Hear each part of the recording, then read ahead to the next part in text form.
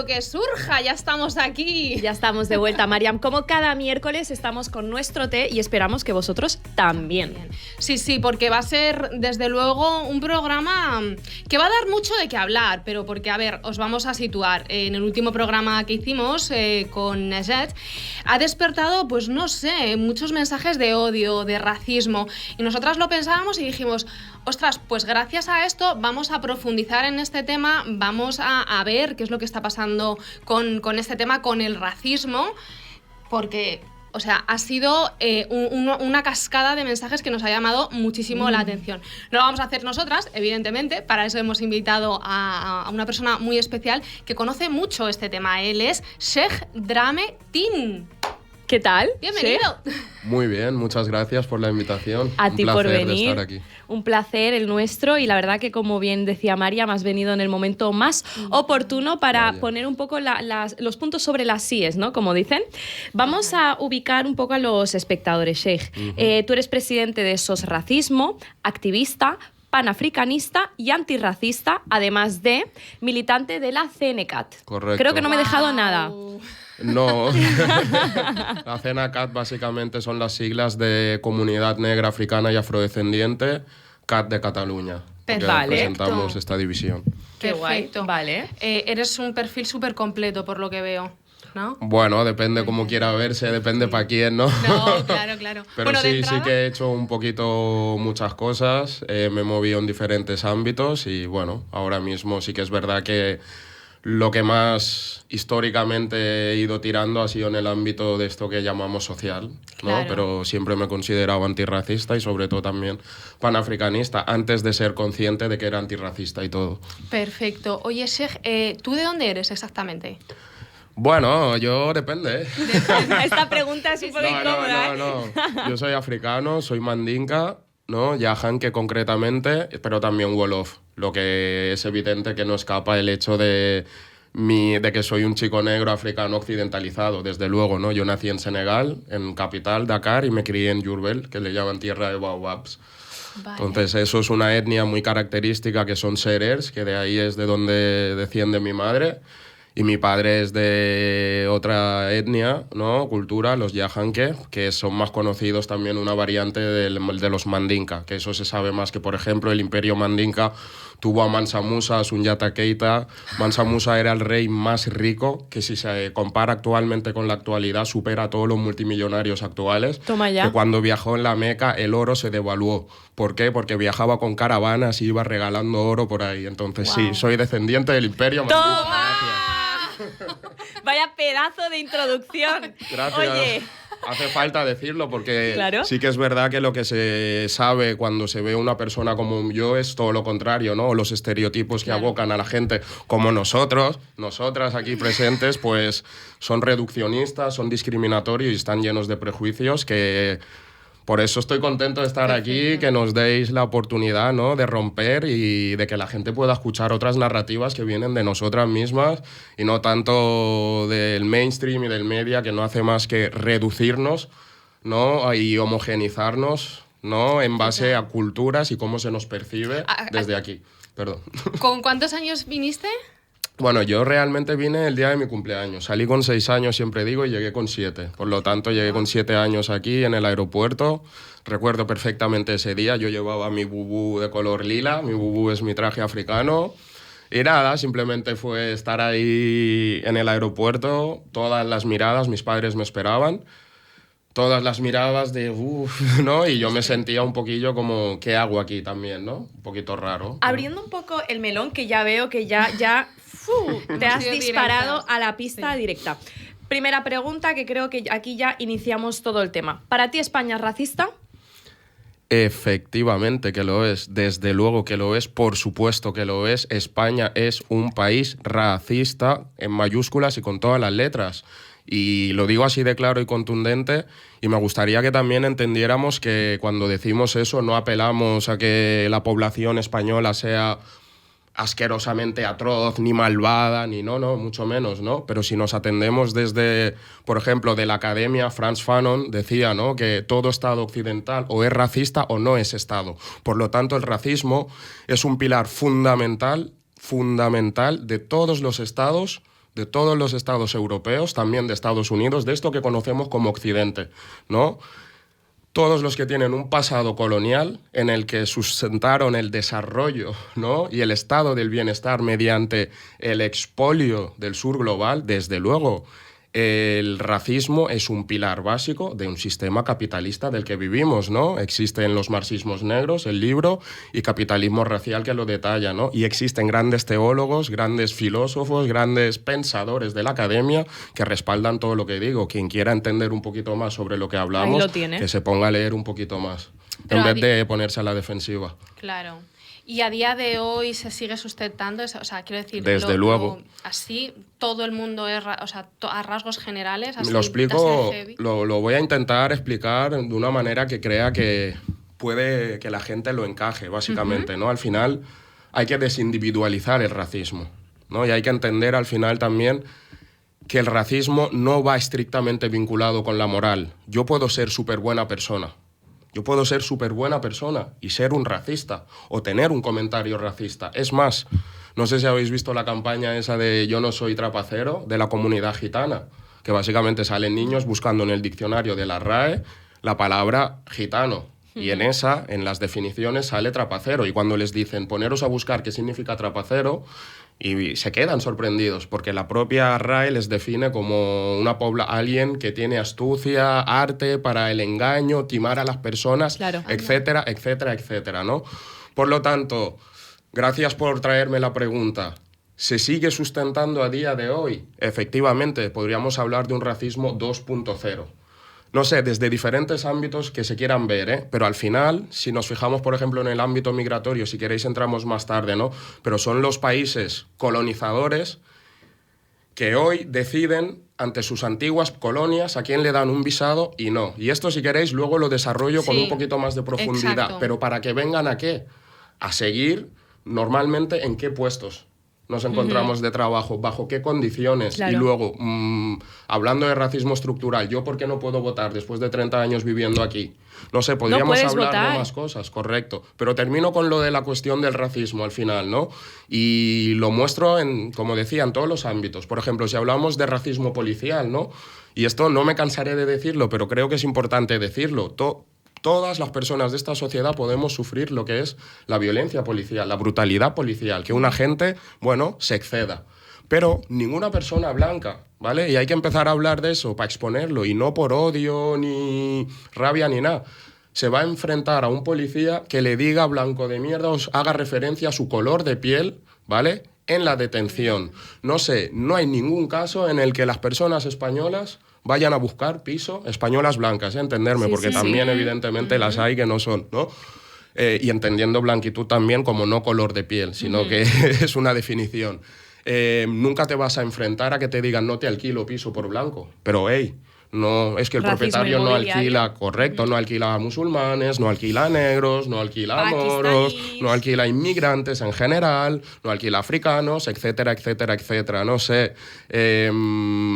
Hay un sistema que sustenta que unas personas, si fuese una carrera, en esta carrera empiecen con ventaja. Hay un sistema que promueve, ¿no? Que desgraciadamente, si te fijas, ninguna persona en el norte global, ¿no? Para migrar se juega la vida, ¿no? Desde Europa podemos dar la vuelta al mundo, si quieres. Sí. Si miras en general, ¿no? Todas hemos visto las imágenes cuando hubo, por ejemplo, la guerra de Siria, de esa periodista que le hacía la traveta a un padre que iba con su hija en brazos, ¿no? Vemos el drama que hay en África, ¿no? Con las pateras, con la masacre de Melilla, la gente del Mediterráneo que se está convirtiendo en una fosa común. Pero es que si miras al otro lado del charco pasa lo mismo, ¿no? Gente intentando acceder al norte global. ¿Y qué es lo que pasa? Tenemos una relación de poder perfectamente instaurada. Y aquí a lo mejor nos tocaría tocar temas de geopolítica, ¿no? Pero hay muchas migraciones, hay muchas cosas, ¿no? ¿Por qué hablamos aún de colonialismo? Se habla de que han habido independencias, pero las potencias occidentales tienen sus ejércitos por todo el mundo. Lejos de España tenemos soldados garantizando la paz. Vale, Sheikh, te voy a... Gracias. Veo que te gusta mucho hablar y eso nos encanta porque nos viene muy bien, pero vamos a seguir con más cuestiones y nos gustaría preguntarte qué es exactamente para ti ser español. Es una difícil pregunta, sinceramente, ¿no? Españoles... A priori puedes pensar, ser español es el que nace en España. Es que, ¿sabes qué pasa? Hay algo que nos han vendido que ahora el discurso intenta desmentirlo. Se dice que cualquier persona que nace en España, ¿no?, o que obtiene la nacionalidad es española, ¿no? Y vemos desde los discursos del odio que se intenta desacreditar eso. Por lo tanto, para mí, ¿qué es ser español? Hago la analogía con qué es ser català, ¿no? Los catalanes diuen, ¿no?, la población catalana, que toda persona que vive y trabaja en Cataluña es catalana, ¿no? Partiendo de esa base, si lo extrapolo es así, ¿no? Un poquillo, hay una frase que dice, la tierra es para el que la trabaja. Pues al final, toda persona que vive en un territorio, que trabaja en un territorio, ¿no?, que hace vida en un territorio, que aporta en el colectivo de esta sociedad, ¿no?, que cumple sus obligaciones, ¿no?, en principio, más allá de que un documento te acredite o no, creo que si se siente española y representa con orgullo, ¿no?, la patria en la que desarrolla su vida, debe ser española. Yo lo entiendo así. Vale, no tiene nada que ver con el nacimiento en un país. Vale. Sí, también. Lo normal es que si tú también naces en un país, ¿no?, seas español, ¿no? Vale. Se supone. Y ahora quiero hacer un poco de hincapié porque antes has hablado sobre el racismo policial, que me parece muy interesante porque las personas africanas, negras, magrebíes, lo sufren el doble que las personas blancas, está claro. Entonces, realmente hay muchos informes, ¿no?, que avalan que la delincuencia por parte y la gran mayoría viene por esa comunidad migrante o por esos menores no acompañados. Pero, sin embargo, hay otro informe de Mossos que descuadra, ¿no?, que no encaja con el previo informe. A ver si me explico. ¿Qué pasa allí? Porque siempre hay titulares de Mossos d'Esquadra publica que la gran mayoría, pero realmente no es así. Yo, por ejemplo, principalmente es falso. Vale. Es falso. Es falso y es falso. Y hay que decirlo las veces que haga falta. Porque este discurso está instaurado y de tal forma que se transgiversa también luego que si con presuntos datos que avalan esto. Y por lo tanto tenemos a casi toda la población migrada criminalizada. Creo que hace poco salían policías, creo que afines a Vox, ¿no?, diciendo que como policías saben que casi todos los datos de delincuencia están vinculados con la migración.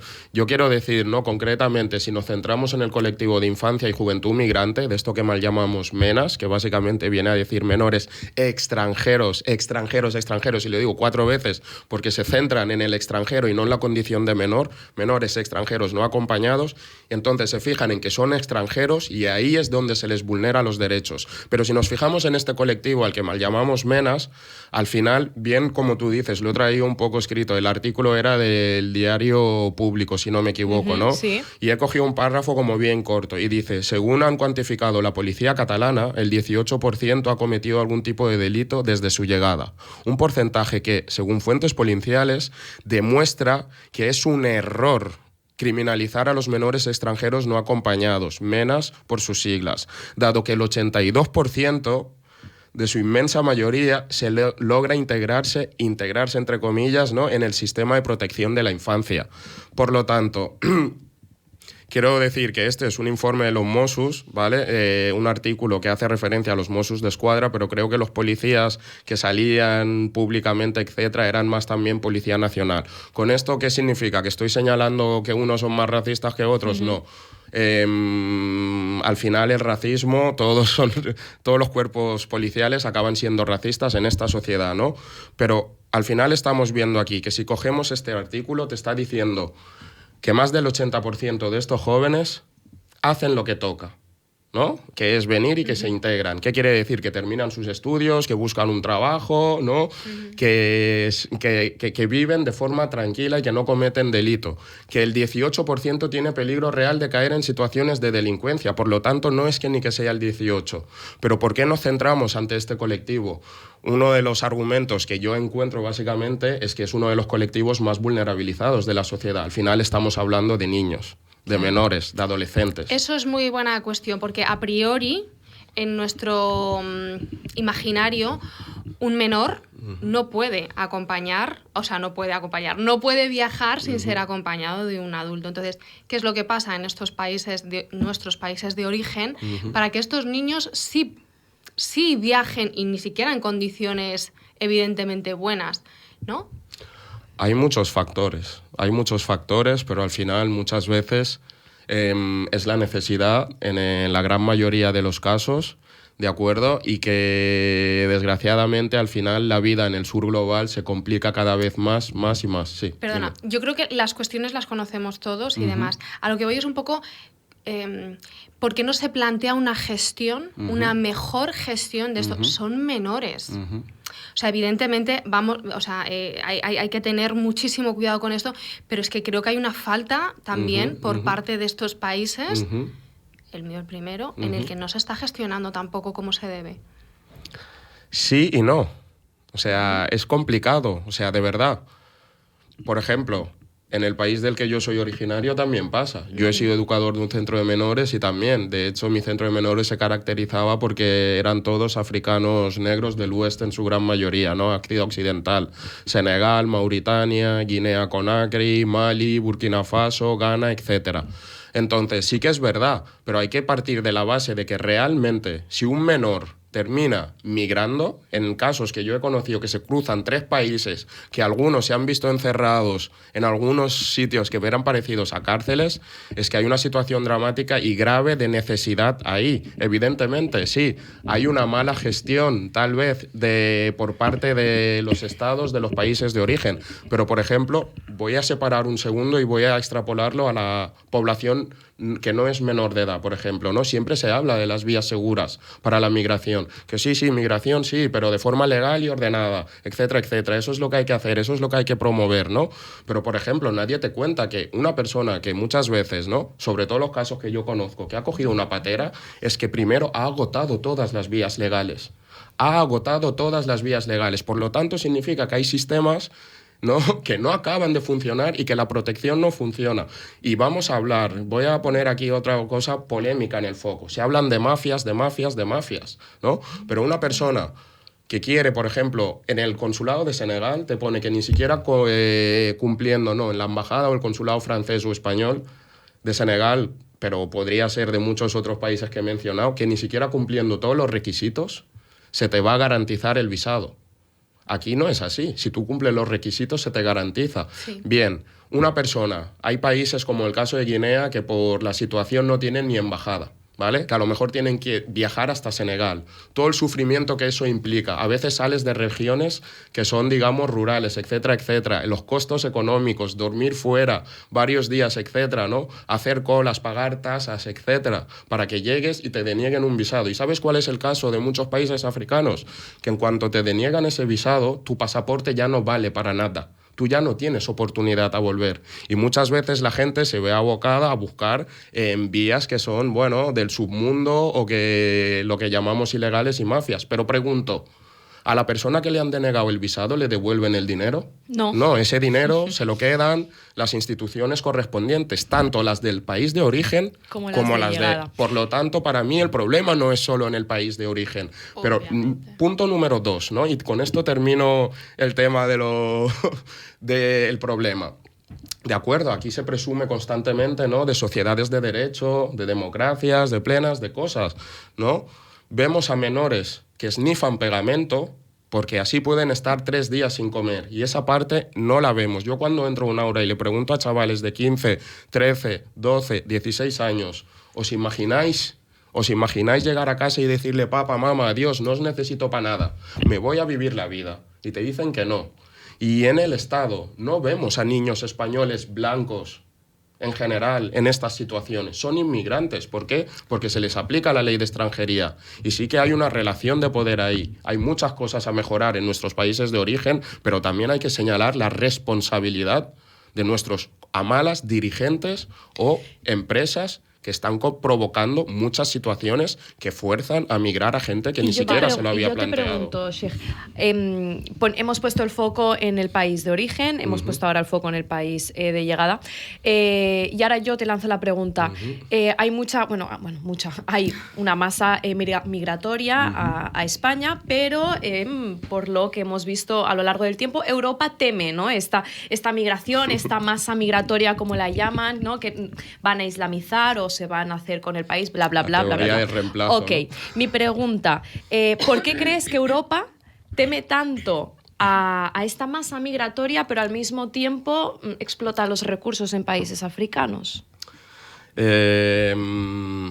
Todas esas teorías, sí, desde luego existen. Desde la extrema derecha se han trabajado un montón y desgraciadamente ahora no simplemente se reproduce en la extrema derecha, está como muy extendido, ¿no? Pero al final Europa teme, ¿no? Teme el desarrollo, ¿no? del sur global porque se les acaba el chiringuito. Vale. Porque se les acaba el chiringuito. Una África, y vamos a hablar en términos panafricanistas, una África unida y fuerte no le beneficia a Europa. Para nada. ¿Y por qué crees que África no se une? Porque esto lo hablamos con Vivian Ogu, que estuvo aquí, y nosotras le lanzamos la pregunta de ¿por qué el Golfo Pérsico, Medio Oriente, es quien es a día de hoy? Es un imperio grande, tiene recursos que África también tiene, y me atrevería a decir a muchísimo más. ¿Por qué ellos han llegado hasta donde han llegado y África sigue allí? ¿Por qué sigue siendo esclava? ¿Es porque África se ha dejado ser... Entiéndeme, ¿porque África se está dejando explotar o porque, como tú bien dices, África nos acaba de unirse? O sea, hay un poco de todo, ¿no? Vale. Hay una teoría que dice divide y vencerás, y en el panafricanismo está perfectamente instaurada. Siempre hablamos de lo corruptos que son nuestros gobiernos, siempre hablamos, ¿no?, de la no revolución africana, cuando realmente, si estudiamos eso, son discursos prooccidentales. Si estudiamos bien la historia, veremos que tenemos innumerables líderes, ¿no?, que han puesto cara o han plantado cara o al menos han intentado, digamos, luchar el imperialismo occidental o el supremacismo blanco en general. ¿Qué pasa? Que realmente es tan profundo, ¿no?, el nivel en el que profundizó ese colonialismo, ¿no?, que los resultados y el deshacerse del yugo cuesta el triple, sinceramente. Tenemos casos como, por ejemplo, esto es un artículo que también lo buscáis. Bélgica el otro día le devolvía al Congo un diente de Patrice Lumumba. Patrice Lumumba fue uno de los grandes líderes de la emancipación del Congo en una época colonial, el Congo belga, que es brutalmente rico, ¿no? A nivel, actualmente tiene más del 60% de reservas de coltán y cobalto, cosas indispensables para la revolución industrial, en la revolución tecnológica que nos encontramos en nuestra época. El Congo tiene minas de oro, tiene diamantes, tiene de todo. Vale, te hago un inciso, ¿vale? Ahora, si ves, la sensación entonces que tenemos es, a priori, así tal, es rollo, yo, Europa, Occidente, sí me interesan tus recursos, de hecho, soy quien soy básicamente por los recursos que voy... Bueno, yo tengo un iPhone, evidentemente, pues de algún sitio sacarán este material, pero te pongo una valla, te pongo una verja, porque tú, negro, no te quiero. ¿Es esto lo que estoy entendiendo de cómo está ahora mismo la situación? Fríamente hablando y en términos geopolíticos también, el sistema se estructura así, hay que entenderlo. O sea, quiero tus recursos, pero no te quiero a ti. El racismo no nace del odio y del rechazo. El racismo nace de un interés que hay ahí. Y por ese interés se justificará de todas las maneras posibles todo ese saqueo, toda esa brutalización de nuestros cuerpos. Me voy un poquito más atrás, ¿vale? Y luego vuelvo al tema del Congo. Pero primero es una narrativa del racismo religioso, luego pasamos a la narrativa del racismo biológico, luego pasamos a la narrativa del racismo cultural. Actualmente, en el siglo XXI, nos encontramos frente a una narrativa del racismo en base a la seguridad. Por la seguridad, ¿pero la seguridad de quién? De Europa, de Occidente. La seguridad del supremacismo blanco. Y en base a esa seguridad se hará lo que haga falta, ¿no? Y son relaciones de poder que aún se mantienen. Tenemos a la Guardia Civil con Frontex patrullando aguas del Senegal. ¿Os imagináis a la Guardia Marroquí patrullando aguas de Cataluña o aguas de España? No estallaría una guerra. Claro. No estallaría una guerra. Pero ¿cómo hacemos para que este mensaje lo entienda la gente en Europa? Lo que quiero decir, ¿no? Entonces, es muy fácil de entender que se meta cualquier persona que no sufre racismo y quiera entender de qué hablamos cuando hablamos de racialización y que busca sistema de castas del virreinato español o las razas de la Nueva España. Y veréis que nos volvemos en una época en la que el sistema capitalista se consolida, en el que hay que explicar un poquito, no soy historiador, ¿vale? Que me corrijan los historiadores o iros a las fuentes de los historiadores, pero estamos hablando en la época de comercio triangular, en la que se sale de Europa con barcos hacia África, a veces se cogen recursos, pero mayoritariamente se trata con esclavos que se llevan a las Américas para que trabajen allí y luego esas riquezas, junto con algunos esclavos, de vuelta para Europa. Bien, en esas Américas los españoles, un tío que se iba para las Indias, resulta que se pierde y dicen que descubre América. Cuando llegan, ¿de acuerdo? Hay población ahí, ¿de acuerdo? A la población indígena que hay en América, cuando violan a las mujeres, y hay que hablar en estos términos, porque parece que se nos olvida, se habla de que Europa es la cuna, ¿no?, de la civilización y etcétera, ¿no? Josep Borrell hablaba de un jardín francés que había que proteger de la selva. Josep Borrell, búsquenlo, bueno, dice, Europa es un jardín, ¿no?, francés. Bien, cuando violaban a esas mujeres, las llamaban mestizas. A las que llamaban moras, que también eran negras, ¿no?, las llamaban mulatas. Y a partir de ahí, una compleja jerarquía de razas, con nombres tan ridículos como salta para atrás, tente en el aire o no te entiendo. Imagina que yo llego y te digo, ¿cuál es tu raza? Y tú, yo soy un no te entiendo. Tú eres una tente en el aire y yo una salta para atrás. Bien, ¿qué significa? Que en la cúspide de la racialización, en la cúspide de la raza limpia, pura, con más derechos, ellos instauran a la raza española, la raza blanca, el español, y a partir de ahí, número 2, jíbaro, número 3, morisco, número 4, albarazado, y hay una compleja jerarquía de razas. Al final, eso, de alguna manera u otra, se ha eliminado, se ha borrado un poquito, ¿no?, en cuanto a la oficialidad, pero las prácticas y esas lógicas, ¿no?, de que unos valen más que otros, ciertas razas, ciertos tal, sigue bien instaurada. Un poco enlazando con lo que estás contando ahora, antes estabas mencionando sobre el racismo estructural, ¿no? Tú dirías que, por ejemplo, te voy a poner un ejemplo, tú dirías que un negro, un marroquí y un latino es tratado igual. Ahí hay un racismo estructural. ¿Cómo me podrías posicionar? ¿O me vas a decir que los tres son tratados por igual? Son tratados por igual en el análisis de que se entiende en el Estado, de que al final son cuerpos que son minorías, son cuerpos que no gozan del mismo derecho que una persona blanca española, ¿vale? Pero una cosa voy a decir ahí, al final, las tres personas sufren racismo, pero no de la misma manera ni en diferentes ámbitos.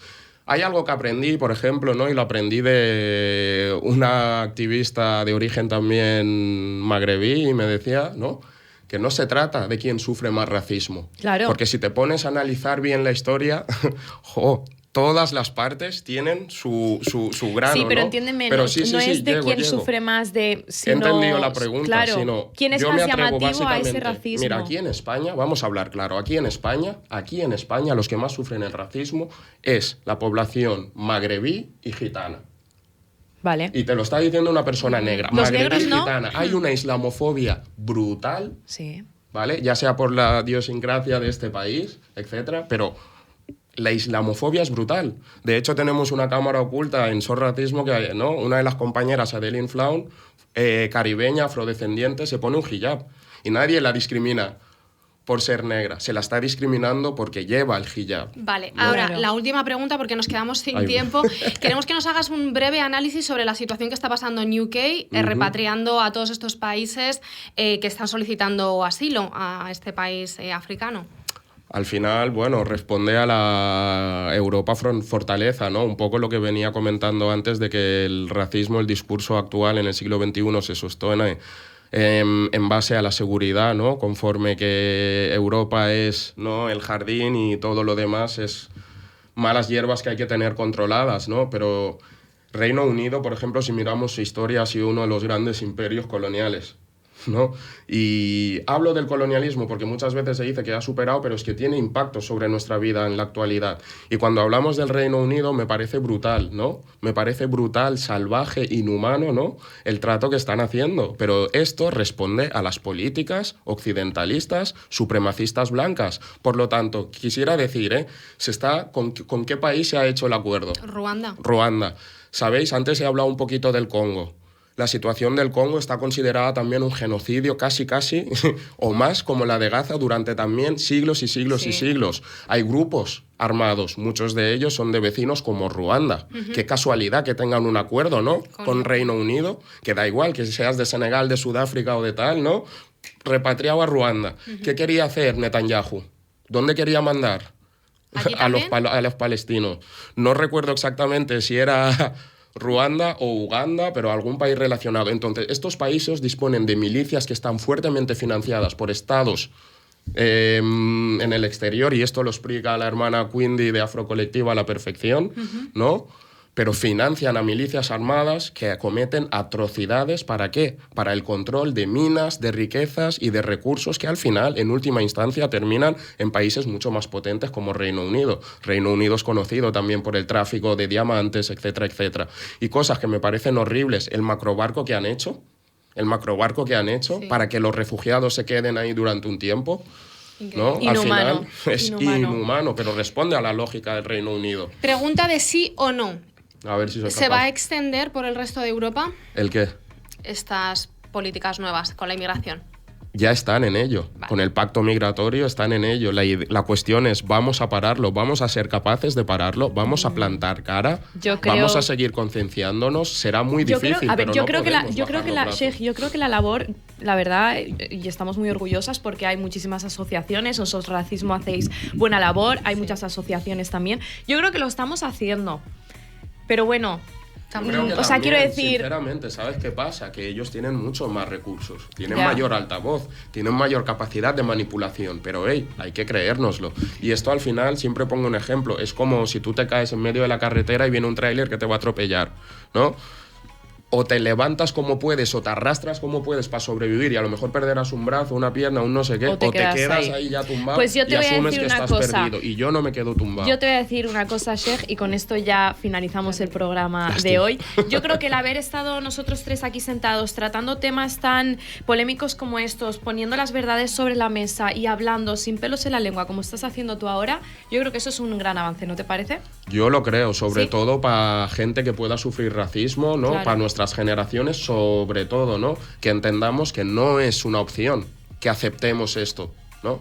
Que tenemos derecho, que nuestros padres, ¿no? Que han sufrido, que han luchado, que han pagado impuestos, que han cotizado, que nosotros también. Y queremos que los menores no estén en la calle.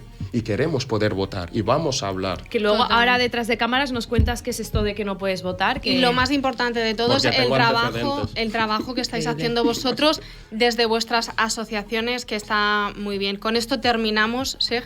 Te vamos a invitar a otro té en otro momento porque te gusta mucho hablar y te han quedado muchísimas cosas en el tintero, se te ve. Así que nada, nosotras, a ti por venir, muchísimas gracias. Ha sido un placer, Sheikh. Lo mismo digo, seguir con el contenido. Muchas gracias. Le pique a quien le pique, que es necesario. Que se rasque. Ajo y agua, eso es lo que hay. Bueno, pues hasta aquí nuestro programa de hoy, hasta el próximo té y lo que surja. Chao.